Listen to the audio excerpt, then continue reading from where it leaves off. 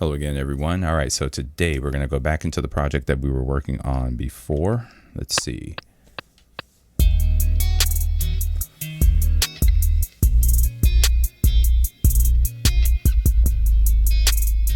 Okay, all right, so far what we've done is we've applied EQ, compression, sidechain compression, along with a few other dynamic effects here and there to the bass, guitar, and drums, right? So today what we're going to do is we're going to talk about prepping our project for distribution. So what does that mean? What I'm going to do is I'm going to apply a little bit of limiting and a little bit of EQ to the overall project. Some may refer to this as mastering. I will use that term, but I'm going to use that term loosely. Typically, whenever I master, I use a series of external metering tools just to make sure that my perceived loudness, LUFS, RFS, and what have you are at the levels that I need, which I'll probably do a little bit later with this project. But for right now, I'll give you the basics on how this works. So let's go into our channel mixer here. So if we scroll all the way over past our submixes, past our returns, what we'll get is our outputs 1 through 8. Right now we are pushing through outputs 1 and 2 right here. Okay, so let's go to our effects here. What I'm going to do is I'm going to apply a couple of dynamics. Oh no, one dynamic effect. That would be the limiter, and then the next one would be an EQ. And let's see, I'll stay with, let's see, so which one should I go with this time around? I typically do the para EQ, multi-band filter bank. What does that look like? Ooh, okay, story for a different day. All right. All right, let's go back to where we were, and we will do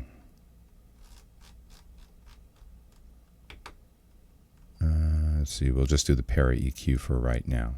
Okay, cool. All right, let's see, I'll switch off the EQ for right now. We'll go to the limiter, and let's get started. All right, so once you apply an insert, it automatically takes effect. It starts doing something. So what I like to do is initially just turn the insert on and off just to make sure I'm not getting anything, just to make sure it's not doing anything overtly disturbing. All right, so let's up our gain. All right, cool. Lower that ceiling a bit.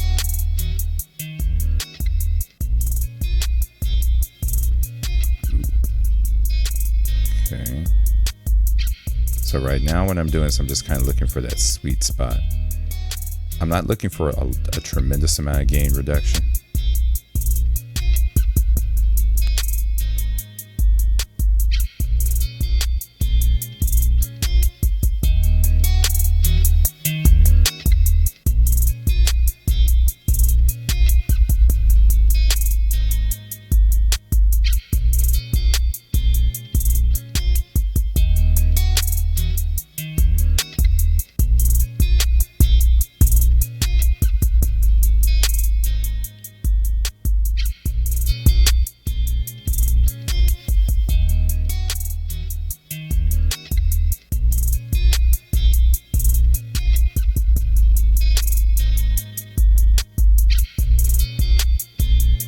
Get that look ahead down.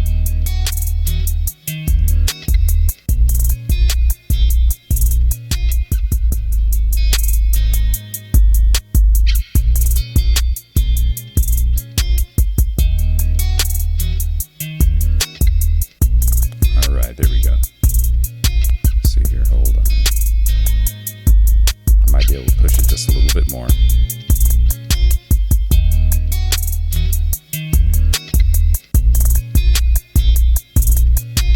All right, perfect. So let's talk about what limiting is doing.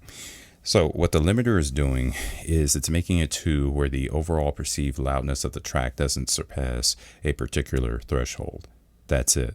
So we want to get it as loud and in your face as possible without it clipping, distorting, and what have you. Again, we're just changing the perceived loudness. Let's do a quick comparison with the insert off and then on. And yeah, then we'll take it from there. So I'll turn it off first, and I'll turn it on.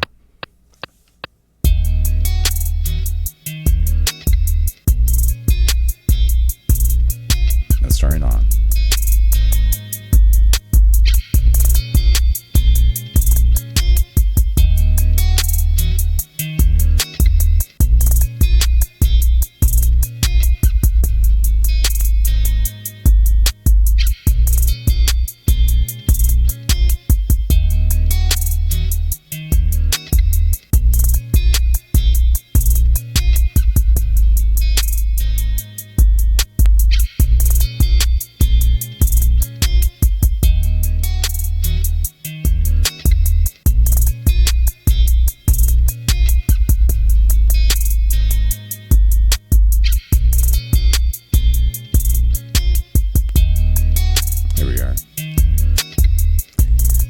I up the release because I kind of like what the limiter is doing, so I kind of want that to persist throughout. All right, so as far as the settings are concerned, settings will vary from one project to the next, right? But so far, this is what's working for me at the overall. All right, now let's go over to our EQ. So we've EQ'd each track individually, but now what we want to do is we kind of want to look at our tracks as a whole.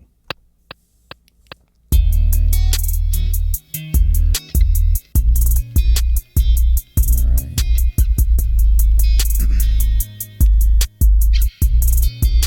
Going back to what I was saying before about frequency charts, right? It wouldn't hurt to have a frequency chart to reference. So number one, where are your irritating frequencies? Number two, where are your muddy frequencies? Where are your resonant frequencies or sibilant frequencies? Where are your low frequencies and what have you, right? Bearing all of that in mind, I would go into the project. We have a habit of what I call scooping the mids, right? A lot of guitarists do this. The reason being is because the mid-range frequencies are very irritating, but the mid-range frequencies also have character. So you have to pinpoint the mid-range frequencies that you want to keep and eliminate the ones that you don't. So let's see if we can navigate that really quickly.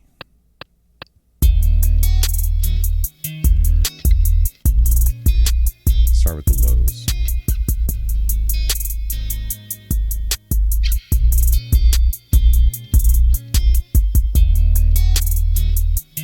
Let's sweep through.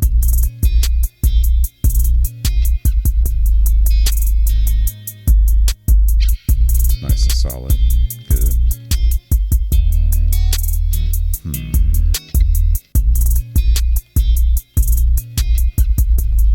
Mids here.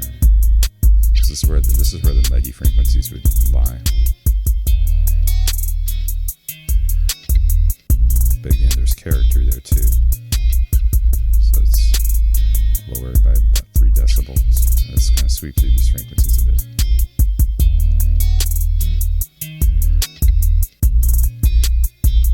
Yeah, the closer I get to 1,000, the better it sounds.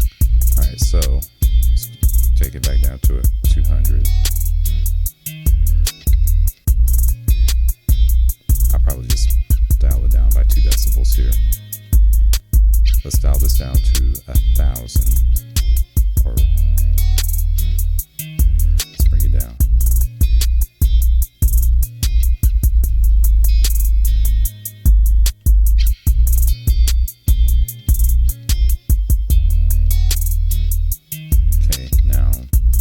Go to our sibilant frequencies here. Let's up the. Okay, wow. So now I get clarity up here.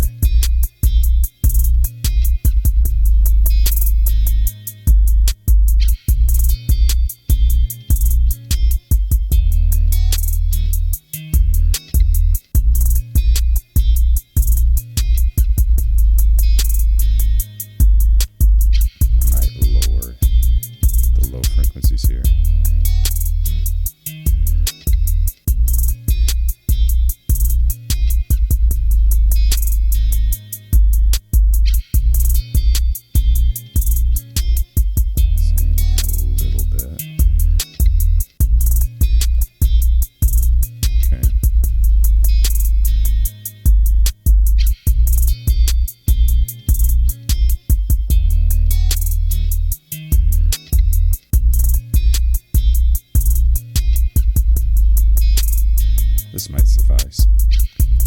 All right, now let's go back. Let's turn this off.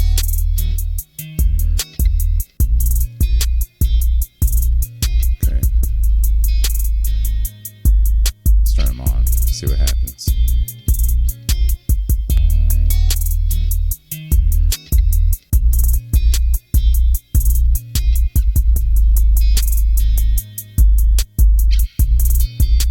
All right. Now, another thing that I would probably do, let's see here. I'm curious as to whether or not expansion would be a good idea. Let's see. Okay, I might have to lower the threshold on that.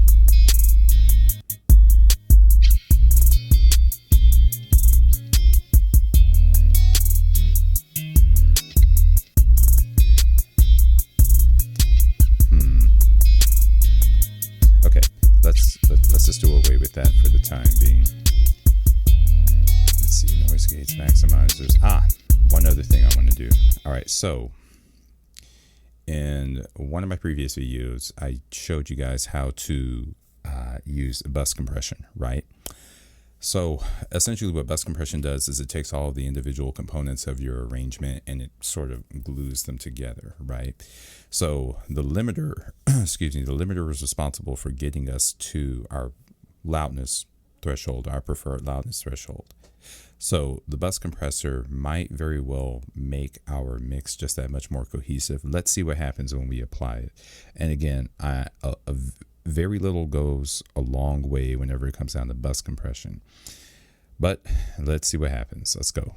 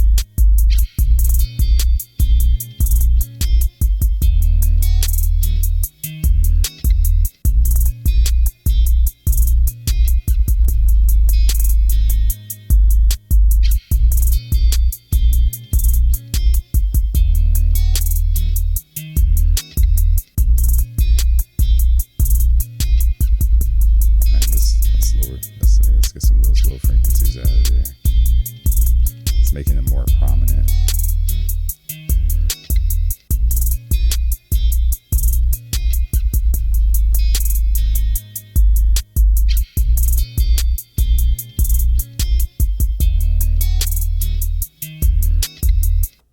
All right, and there we have it. So this is typically somewhat of the route that I would go, and again, it depends on the project.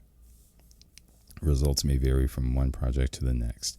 But when it comes down to limiting EQ, bus compression, these pretty much get us to the standard of loudness that we want, all the while preserving the transients, the dynamics, and all of the other little intricate details.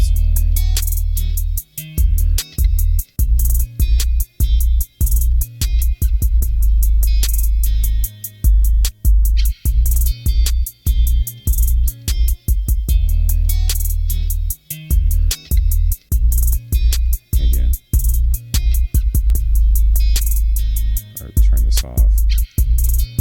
Everything just kind of goes flat for a moment. Turn it back on. sounds a little bit more cohesive and in your face.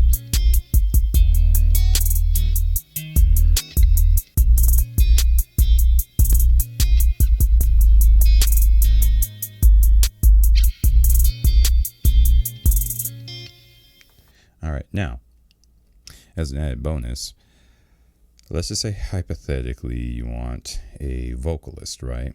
Well, what I would do in this instance is I would probably go to the guitar and I would go to the EQ on the guitar side and just make sure, and I pretty much did this already, but just make sure that your low mids and your high mids are tamed.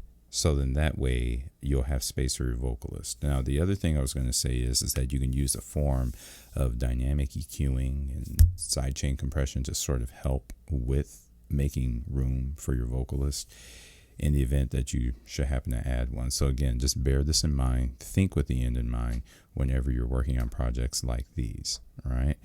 So one more listen.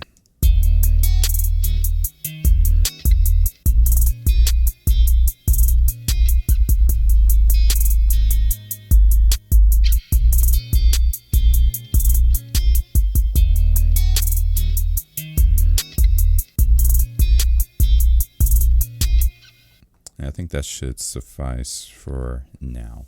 All right, guys. So with all of that being said, I say give it a shot. Give it a try.